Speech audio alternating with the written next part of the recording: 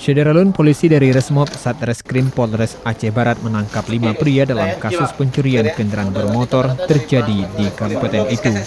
Selain menangkap pelaku, polisi ikut menyita barang bukti sepeda motor sebanyak 3 unit yang berhasil dibongkar dalam pekan lalu.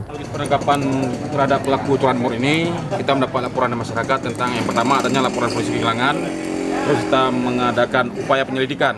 Ya, dalam kita melaksanakan upaya penyelidikan ada informasi bahwasanya si pelaku ada di seputaran Kota Melabuh karena dia ini merupakan pemain ya di sini di Kota Melabuh dan di Nagan Raya.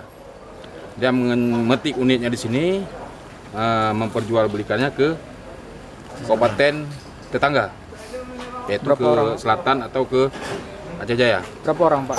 Sampai saat ini sudah kita amankan. Mungkin rekan-rekan lihat sendiri ada 5 orang ya, terdiri ada pelaku, juga ada penadahnya. Ancamannya Pak untuk masing-masing Curanmor berapa ini Pak yang diamankan? Untuk sementara curanmor yang berkaitan dengan laporan polisi yang kita terima sudah kita amankan 3 unit yang berkaitan dengan laporan yang kita terima.